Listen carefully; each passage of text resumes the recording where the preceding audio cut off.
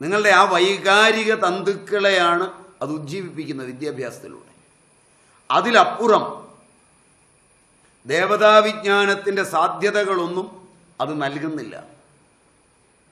അതിനേക്കാളുപരി അതിൻ്റെ കാരണത്തിലേക്ക് നയിച്ച വ്യക്തികൾ ഇപ്പോഴും ഇരുളിലുമാണ്. മനസ്സിലായില്ല? ഇതിൻ്റെ പുറകിൽ ഒരുപാട് വമ്പന്മാരുണ്ട്, ഭരണാധികാരികളുണ്ട്, ഉദ്യോഗസ്ഥ അനുദ്യോഗസ്ഥ വൃന്ദങ്ങളുണ്ട്. അവരെല്ലാം ഇരുട്ടിലാണ് നിർത്തിയിരിക്കുന്നത്. ശരിയല്ല എന്ന് പറഞ്ഞാൽ ഇയാളെ വിട്ടിട്ട് ഇപ്പോൾ അവർ പോയി പുതിയ മേച്ചിൽപ്പുറം തേടിയിട്ടുണ്ടാവും, തുടങ്ങിയിട്ടുണ്ടാവും. അവർക്ക് ഭയപ്പെടേണ്ടതില്ല. മനസ്സിലായില്ല? ഇതിനെതിരെയൊന്നും നിങ്ങൾക്ക് ശബ്ദിക്കാനാവില്ല, നിങ്ങൾക്കിത് മനസ്സിലാവില്ല, നിങ്ങളിത് അപഗ്രഥിക്കില്ല. അപഗ്രഥിച്ച് നോക്കുമ്പോഴാണ് ദേവതാ വിജ്ഞാനത്തിൽ നിങ്ങൾക്ക് ബോധ്യമാവും ഇതിൻ്റെ കാരണം അജ്ഞാനം എന്ന് പറയുന്ന ഒന്ന് മാത്രമാണ്. അത് ഏത് വ്യക്തിക്കും എപ്പോഴും വന്നു ചേരാവുന്നതാണ്. അത് വരാതിരിക്കണമെങ്കിൽ കരണാന്തർഗതങ്ങളായ ദേവതകൾ,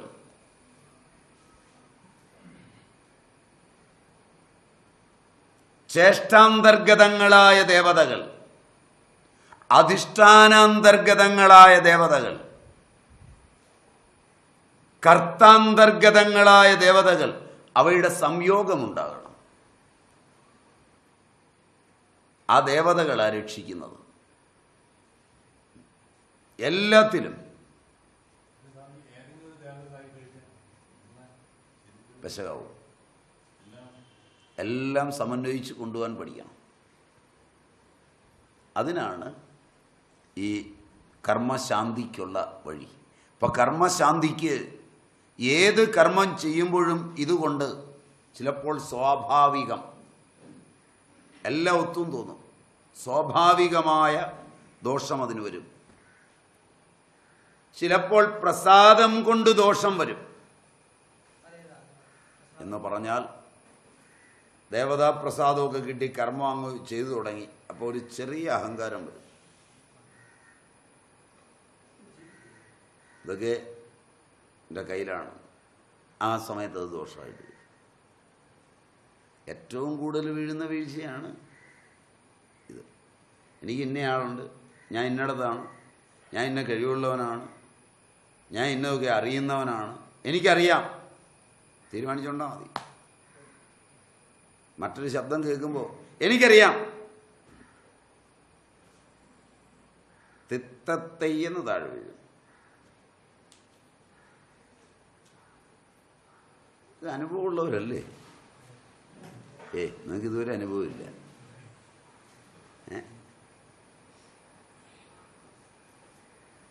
ഈ കണിയാൻ പറഞ്ഞ പോലാണ്. കണിയാരോട് പറഞ്ഞു, കണിയാരെ ആ പറമ്പിലൊരു കുഴിയാണ്. അടിയനത് പകലേ കണ്ടതാണ്, നീ ഇപ്പോഴല്ലേ കണ്ടേ. അടിയനത് പകലേ കണ്ടതാണെന്ന് പറയുകയും കാല് മുമ്പോട്ട് വെക്കുകയും കുത്തനെ കിണറ്റിലോട്ട് പോവുകയാണ്. എന്താ കണിയാരെ, പകലേ കണ്ടതല്ലേ, നീ വിളിച്ചത് കൊണ്ടാണ്. അപ്പോഴും സമ്മതിക്കില്ല, നീ എന്നെ വിളിച്ചുകൊണ്ടാണ് വീണത്. ചാക്കോച്ചനെ വിളിച്ചിട്ട് പറഞ്ഞു, ചാക്കോച്ച ചക്ക ഒരെണ്ണം വേണം. കയറി.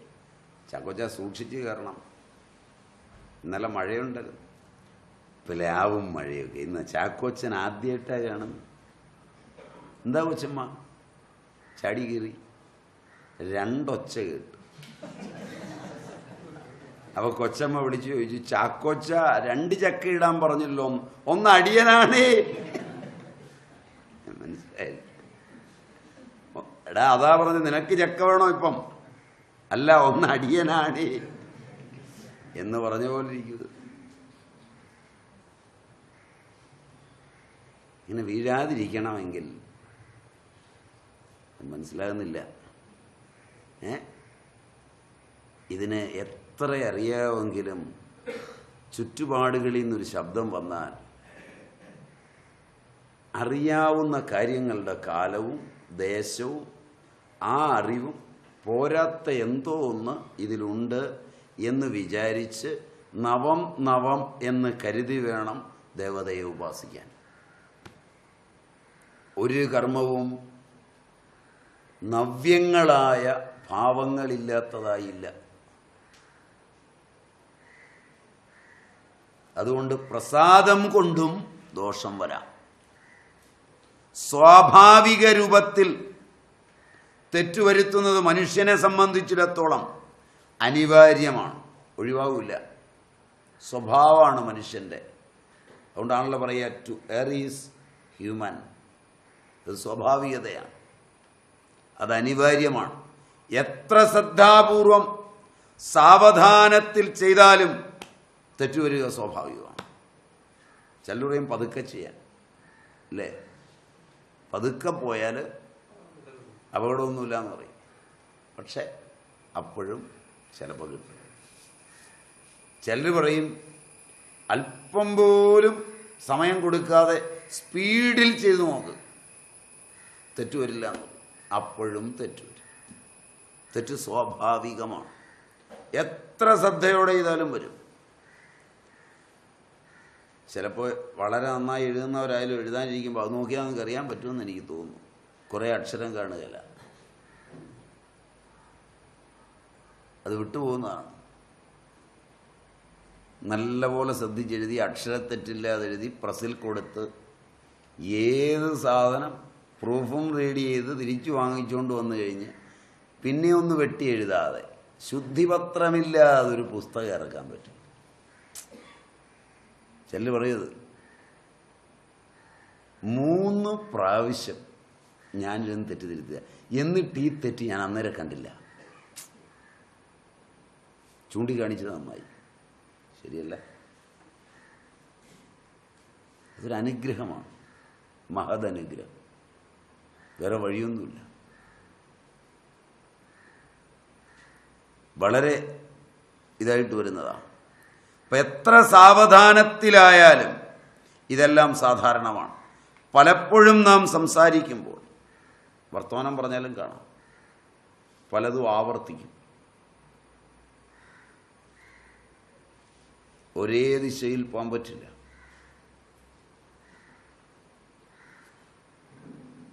ഇത് തീർത്ഥയാത്രയ്ക്കൊക്കെ പോവും, ഉള്ള അമ്മമാരെല്ലാം കയറും, വയസ്സായവർ.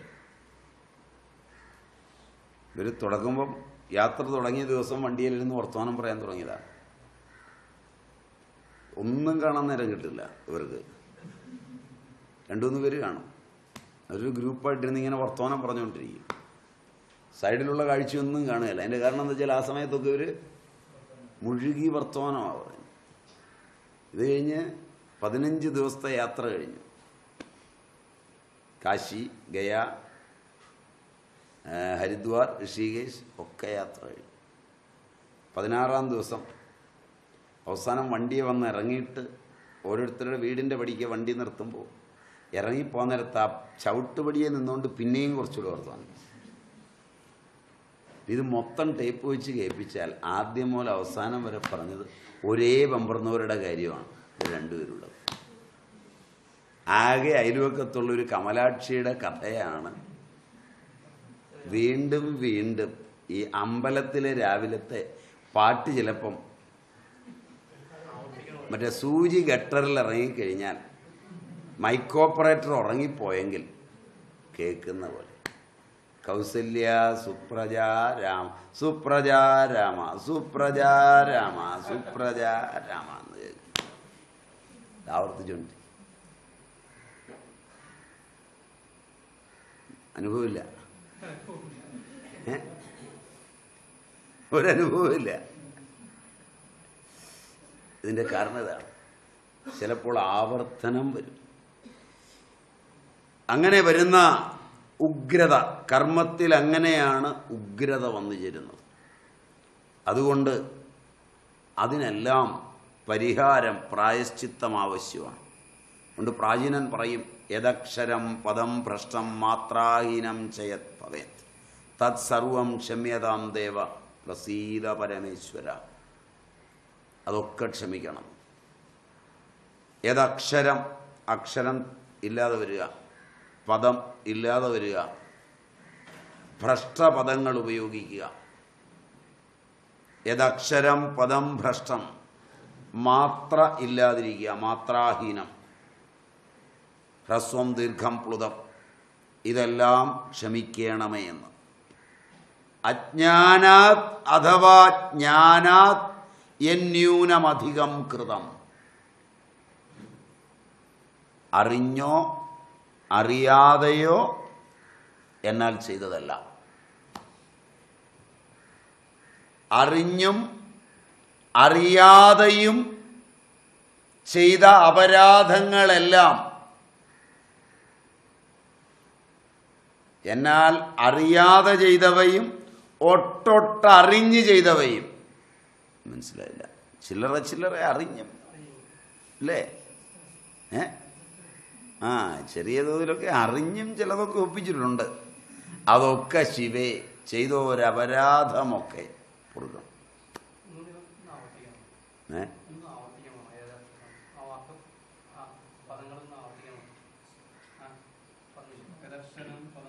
ഭ്രഷ്ടം മാത്രാഹീനം ച യത് ഭവേത് യത് ഭവേത് തത്സർവം ക്ഷമ്യതാം ദേവ പ്രസീദ പരമേശ്വര. തത്സർവം ക്ഷമ്യതാം ദേവി പ്രസീദ പരമേശ്വരി. ഏതാ നിങ്ങളുടെ വഴി എന്ന് വെച്ചാൽ രണ്ടും ആകാം, കുഴപ്പമില്ല. ഏതൊക്കെയാണോ ഞാൻ അറിഞ്ഞു അറിയാതെയും ചെയ്ത ഈ അപരാധമൊക്കെ, ഏതൊക്കെ അക്ഷരം പദം ഒക്കെ ഭ്രഷ്ടമാവുക, മാത്ര ഇല്ലാതിരിക്കുക, അങ്ങനെ എന്തെല്ലാം ഭവിച്ചു അതെല്ലാം. അപ്പൊ പ്രസാദത്തിലും ഉഗ്രതയുണ്ടാവും. പ്രസാദത്തിൽ അന്യത്ര കാണുകയും കേൾക്കുകയും ചെയ്യാൻ തുടങ്ങിയാൽ പ്രകൃതകർമ്മത്തിൽ ദോഷം വന്നു ചേരുന്നു, അധ്യയനത്തിലും ദോഷമുണ്ടാവുന്നു. അതിന് കാരണം അക്ഷമയാണ്. പലപ്പോഴും കാര്യം ക്ഷമയോടെ നോക്കിക്കാണാൻ കഴിവില്ല. യഥാർത്ഥ അർത്ഥം അതുകൊണ്ട് ഗ്രഹിക്കാൻ കഴിയില്ല, ക്ഷമയില്ലാത്തതുകൊണ്ട്. പറയാൻ പോകുന്നത് എന്നെക്കുറിച്ചാണ് എന്നൊരു സംശയം വാക്കിൽ ആദ്യം ഉദിച്ചാൽ അക്ഷമയായി.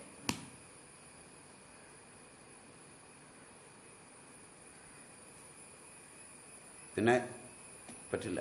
പഠിക്കാനിരിക്കുന്ന ഒരു കുട്ടി അച്ഛനും അമ്മയും തന്നെക്കുറിച്ച് എന്തോ പറയാൻ പോവുകയാണെന്ന് തോന്നിയാൽ പിന്നെ അവൻ എത്ര പുസ്തകം വെച്ചുകൊണ്ടിരുന്നാലും പഠിക്കാൻ പറ്റില്ല. അതുകൊണ്ട് ആചാര്യന്മാർ പറയും ഉദാഹരണങ്ങൾ സൂക്ഷിക്കണം എന്ന് പറയും. നിങ്ങൾ പറയും ഉദാഹരണം പറഞ്ഞോളാൻ പറയും, മനസ്സിലായില്ല. ചിലപ്പോൾ കൃത്യമായി ചേരുന്ന തൊപ്പിയായിരിക്കും. പിന്നെ ക്ലാസ് പോയി ചോദിച്ചു മേടിച്ച് ആ ക്ലാസ് കളയും. ശരിയല്ല, ശരിയല്ല. കാരണം കൃത്യമായി ചോദിച്ചു മേടിക്കും. ഉദാഹരണമൊന്നുമില്ലാതെ കാര്യം മനസ്സിലായതാണ്. മനസ്സിലായാലും ഒന്നുകൂടെ അത് എനിക്കിട്ട് തന്നെയാണോ എന്നൊന്ന് അറിയട്ടെ. സ്പെസിഫിക്കായിട്ട് ഉദാഹരണം കിട്ടും. തൊപ്പി പാകമാണെന്ന് കണ്ടാൽ ബോഡിക്ക് മാറ്റം വരും, ശാരീരിക നില മാറും. ശരിയല്ല? നമുക്ക് മാത്രമേ അറിയാവൂ നമുക്ക് ചേർന്നതാണ് എന്ന്. പറയുന്നവന് പോലും അറിയില്ല. അതാണ് ഇതിൻ്റെ ഏറ്റവും വലിയ രസം. ഇതൊരു വാരി വീശി വിളമ്പുമ്പോൾ പറയുന്നവന് പോലും യാതൊരു നിശ്ചയം ഉണ്ടാവില്ല. കാരണം പറയുന്നവൻ കേൾക്കുന്നവൻ്റെ ജീവിതം മുഴുവൻ കണ്ടുകൊണ്ടിരിക്കുകയല്ല. അവൻ്റെ ജീവിതം കൊണ്ട് കാണാൻ, അത് തീർന്നിട്ട് വേണ്ട ഇനി ഇവൻ്റെ ജീവിതം കൂടെ കാണാൻ. മനസ്സിലായില്ല? നിങ്ങളിപ്പോൾ ഒരു 10-30 പേര് കേട്ടോണ്ടിരിക്കുന്നതിനിടയിൽ നിങ്ങളുടെയൊക്കെ ജീവിതത്തിൻ്റെ പുറകെ നടക്കാൻ നമ്മുടെ നേരം കഴിഞ്ഞിട്ട് വേണ്ടേ നടക്കാൻ. പക്ഷെ എന്നാലും അതിനിടയിലിരുന്ന് കൃത്യമായിട്ട്, വളരെ കൃത്യമായിട്ട് ചോദിച്ച് മേടിച്ച് കയ്യിലേക്ക് കിട്ടിക്കഴിഞ്ഞാൽ അടുക്കരിക്കുന്നവനെന്ന് ചോദിക്കും, എങ്ങനെയുണ്ട് സംഗതി ഏറ്റു. ഇനി 1 ഇഞ്ച് കേൾക്കാൻ പറ്റില്ല, ശ്രവണദോഷം വരും. അതാണ് ഈ ഉദാഹരണങ്ങൾക്ക് വലിയ കുഴപ്പമുള്ളതാണ്. അത് ചിലപ്പോൾ ചോദിച്ചു മേടിക്കും. അത് ചോദിച്ചു മേടിക്കുമ്പോൾ അറിയാം. കാരണം കിട്ടിയ പാടെ വിടും. കാരണം ഇത്ര കൃത്യമായിട്ട് എങ്ങനെയാണ് അറിഞ്ഞത്? അപ്പോൾ വേറൊരുത്തൻ വന്ന് ചോദിക്കും എന്നിടെ, നിങ്ങളെ പരിചയമുണ്ടോ? അപ്പോൾ ഉദാഹരണങ്ങൾക്ക് ഈ വൈകല്യമുണ്ട്. അതുകൊണ്ട് പരമാവധി ഉദാഹരണങ്ങൾ ചോദിച്ച് മേടിക്കരുത്. അങ്ങനെ പറയല്ലേ നല്ലത്. ആലോചിക്കല്ലേ, ആലോചിക്കാം. അങ്ങനെയുള്ള വലിയ കുഴപ്പങ്ങൾ ഇതിനുണ്ട്. അപ്പോൾ പ്രസാദത്തിൽ ഈ കുഴപ്പമുള്ള പോലെ അക്ഷമയാൽ യഥാർത്ഥാർത്ഥം ഗ്രഹിക്കാൻ കഴിയില്ല, വിരുദ്ധാർത്ഥം ഗ്രഹിക്കുകയും ചെയ്യും. നേരെ വിപരീതമായി തലേ കയറും.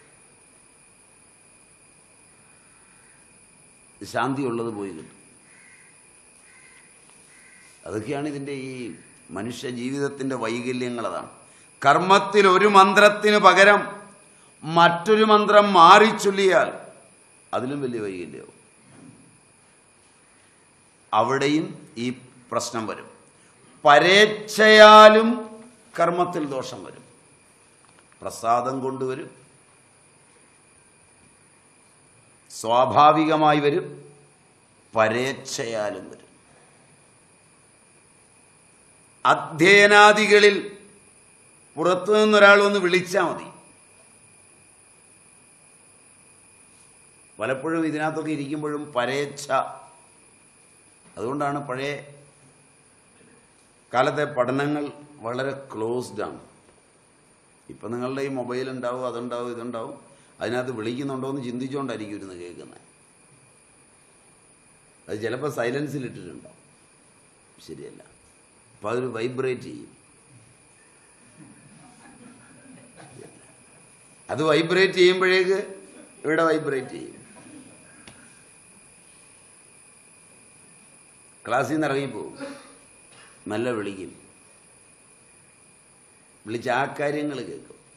അവിടെ പറഞ്ഞ കാര്യങ്ങളുടെ അല തലയിൽ നിന്ന് പോകുന്നതിന് മുമ്പ് ഇവിടെ പറഞ്ഞു നിർത്തിയ കാര്യത്തോടുള്ള സാൽമ്യം കൊണ്ട് പെട്ടെന്ന് വന്നിരിക്കും. ഈ അല ചേർത്ത് ഇതങ്ങ് റെക്കോർഡ് ചെയ്യും. മനസ്സിലായില്ല?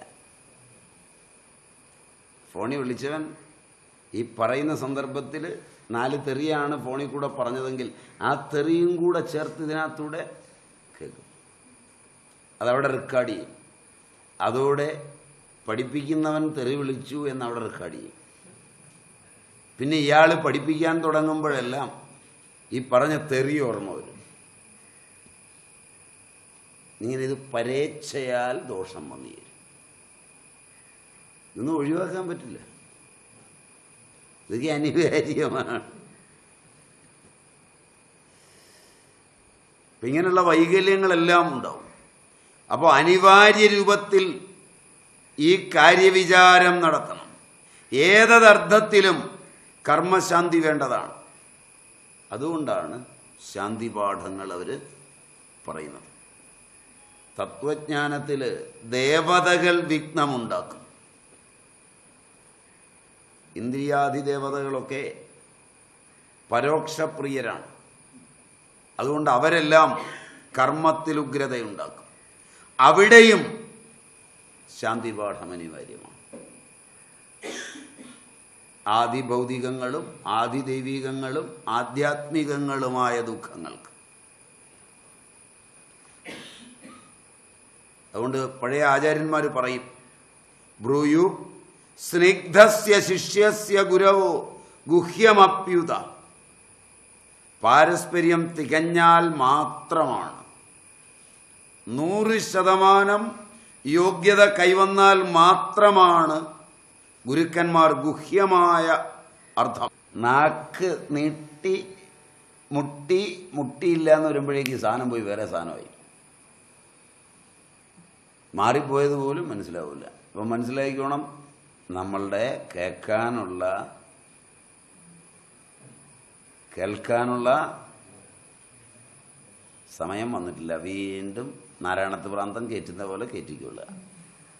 ഒരു പണി അവിടെ നടക്കുകയല്ല. ഈ കല്ലുരുട്ടി കയറ്റി അതിനും ശാന്തി പാഠം വേണം. അപ്പം ശാന്തി പാഠം 10 പൊതുവേ ഉള്ളത്.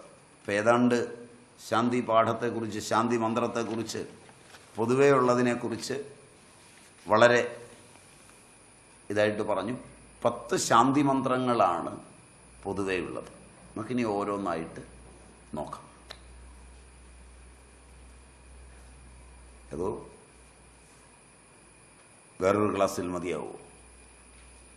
സമയം 4:15 ഉള്ളൂ. അപ്പോൾ തുടങ്ങി വയ്ക്കാം. ഓം ശം നോ മിത്ര ശം വരുണ ശം നോ ഭവത്വര്യമ ശം ന ഇന്ദ്രോ ബൃഹസ്പതി ശം നോ വിഷ്ണുരുക്രമ നമോ ബ്രഹ്മണേ നമസ്തേ വായോ ത്വമേവ പ്രത്യക്ഷം ബ്രഹ്മാസി ത്വാമേവ പ്രത്യക്ഷം ബ്രഹ്മ വദിഷ്യാമി ഋതം വദിഷ്യാമി സത്യം വദിഷ്യാമി തന്മാമവതു തദ്വക്താരമവതു അവതു മാം അവതു വക്താരം. ഓം ശാന്തി ശാന്തി ശാന്തി. ഇതാണ് ഒരു ശാന്തി മന്ത്രം. ഇത് തൈത്തരീയ ആരണ്യകത്തിൽ ഉള്ളതാണ്. 1:1 റെഫറൻസിന് വേണമെങ്കിൽ നോട്ട് ചെയ്തോളുക. തൈത്തരീയ ആരണ്യകം, കൃഷ്ണ യജുർവേദം, തൈത്തരീയ ആരണ്യകം. യജുർവേദത്തിൻ്റെ ആരണ്യകമാണ് തൈത്തരീയ ആരണ്യകം. ഏത് വേദവും വേദത്തിന് ബ്രാഹ്മണങ്ങൾ, ആരണ്യകങ്ങൾ എന്ന 2 ഭാഗങ്ങളുണ്ട്. അതിൽ തൈത്തരീയ ആരണ്യകം കൃഷ്ണ യജുർവേദ അന്തർഗതമാണ്. ആ തൈത്തരീയ ആരണ്യകത്തിലുള്ളതാണ് എല്ലാ ശാന്തി മന്ത്രവും ഓം എന്ന സംജ്ഞയോടുകൂടിയാണ് തുടങ്ങുക.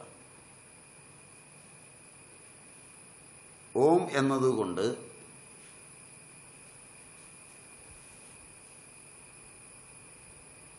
സ്വരൂപമായിരിക്കുന്ന ജഗത്ത് മുഴുവനും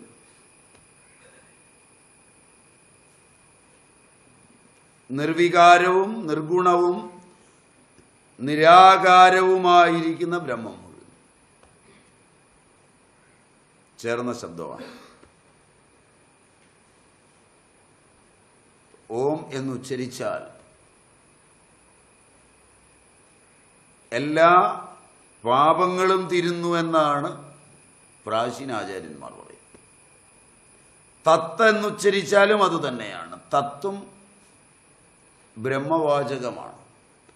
സത്തെന്നുച്ചരിച്ചാലും അതുതന്നെയാണ്. ഓം തത് സത് ഇതി നിർദ്ദിഷ്ട ഭഗവത്ഗീതയിൽ പറയും. യജ്ഞം, ദാനം, തപസ്, കർമ്മം, ശ്രദ്ധ, എല്ലാത്തിലും ശ്രദ്ധയെ ഭാരതീയ ആചാര്യന്മാർ സത്യധാരണ എന്നാ പറയുക. അശ്രദ്ധ അസത്യധാരണയാണ്, ശ്രദ്ധയില്ലായ്മയല്ല. ശ്രദ്ധയില്ലായ്മയേക്കാൾ അപകടകരമാണ്. ഒന്നിൽ നിന്ന് അസത്യത്തെ ധരിക്കുന്ന അശ്രദ്ധ കൊണ്ടാണ്. ഒരാൾ വർത്തമാനം പറഞ്ഞു, പറഞ്ഞയാൾ പറഞ്ഞതല്ലാതെ ഒന്ന് കേട്ടു. അത് അസത്യധാരണ കൊണ്ടുണ്ടാകുന്നതാണ്. കേട്ടതിനേക്കാളൊരു അപകടമുണ്ട്. ഞാൻ അങ്ങനെയല്ല പറഞ്ഞത് എന്ന് പറഞ്ഞയാൾ പറയുകയാണ്. ഞാനല്ലേ കേട്ടത്, ഇനി പറഞ്ഞത് മാറ്റി പറഞ്ഞാൽ മതി. അങ്ങനെയുള്ളവരോട് ഒരിക്കലും ഇടപെടരുത്. അത് ഭാര്യയായാലും മക്കളായാലും അച്ഛനായാലും അമ്മയായാലും ആ വഴി തർക്കിക്കുന്ന ആളുകളോട് യാതൊരു ഇടപാടും. അവരെ നിങ്ങളുടെ ജീവിതത്തിൻ്റെ വെളിപ്പാട് അകല നിർത്തി മാത്രമേ ജീവിക്കാവൂ. ഇല്ലേ നിങ്ങൾ പോവും.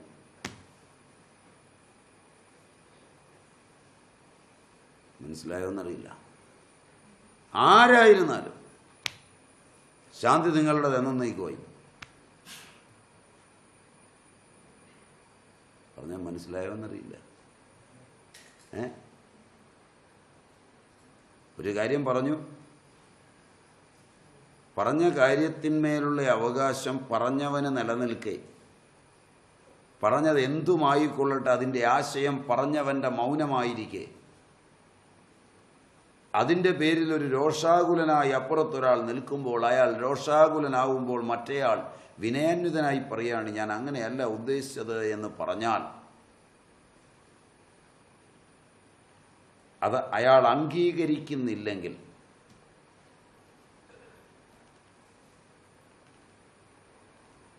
പിന്നെ ഇടപാട് സുചാരുവല്ല.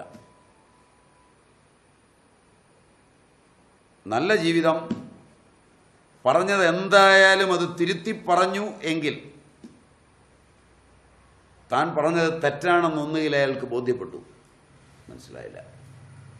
അവിടെ അയാളുടെ മനസ്സ് നിൽക്കാനിടയാകട്ടെ എന്നോർത്ത് പിൻവാങ്ങുക. ഇല്ല, അയാൾ പറഞ്ഞത് താൻ തെറ്റിദ്ധരിച്ചതാണെങ്കിൽ ഇപ്പോൾ അയാൾ തിരുത്തി പറഞ്ഞു, അത് ഉൾക്കൊള്ളുക.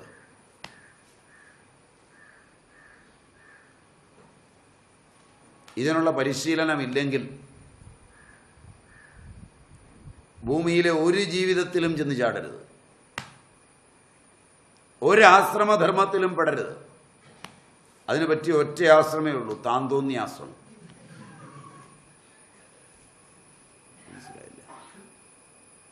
അതിന് ബ്രഹ്മചര്യാശ്രമം പറ്റില്ല, ഗാർഹസ്ഥ്യവും പറ്റില്ല, വാനപ്രസ്ഥവും പറ്റില്ല, സന്യാസവും പറ്റില്ല. അപ്പം നിങ്ങൾക്ക് മനസ്സിലായി കാണും നിങ്ങൾ എന്തിനു പറ്റുമെന്ന്. ഇതിലേത് പറ്റണമെങ്കിലും ശാസ്ത്രമര്യാദ വാക്കാണ്. ആ വാക്ക് സത്യധാരണയാണ്. ഓം തത് സത്. ശ്രദ്ധ സത്യം ധീയതേ ഇതി ശ്രദ്ധ. ശ്രദ്ധ സത്യധാരണ. യാതൊരുവൻ സത്യം ധരിക്കാതെ യജ്ഞങ്ങൾ ചെയ്യുന്നുവോ,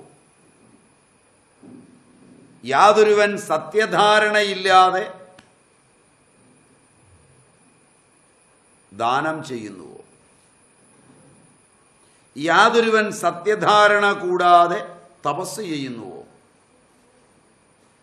യാതൊരുവനാണോ സത്യധാരണയില്ലാത്തവനായിക്കൊണ്ട് കർമ്മങ്ങളെ ചെയ്യുന്നത്, അവൻ്റെ എല്ലാ കർമ്മങ്ങളും എല്ലാ തപസ്സും എല്ലാ യജ്ഞവും എല്ലാ ദാനവും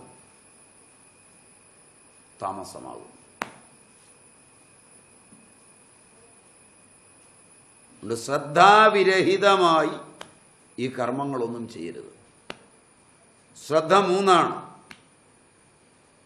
താമസീ ശ്രദ്ധ, രാജസീ ശ്രദ്ധ, സാത്വികീ ശ്രദ്ധ.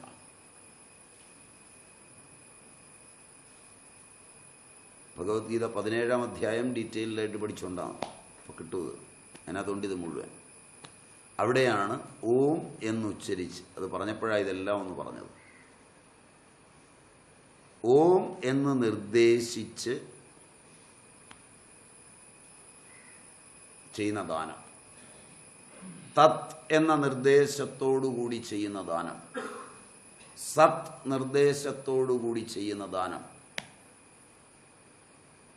ദോഷങ്ങളെ മുഴുവൻ ഇല്ലാതാക്കുന്നു എന്ന് വളരെ വ്യക്തമായി പറഞ്ഞു. ആ ഓംകാരം ജാഗ്രത്, സ്വപ്നം, സുഷുപ്തി എന്ന കാര്യ കാരണ പ്രപഞ്ചങ്ങളുടേതായ ലോകം മുഴുവനും കൂടാതെ കാലാതീതമായ സത്യവും ചേർന്നതാണ് ഓംകാരം. ക്ഷരാക്ഷരാത്മകമായിരിക്കുന്ന അറിവ് മുഴുവൻ ചേർന്നത് ഓംകാരം. മംഗളവാചിയായ അവ ധാതുവിൽ നിന്നുണ്ടാകുന്ന രക്ഷണെ രക്ഷിക്കുന്നത് എന്നർത്ഥം വരുന്നു.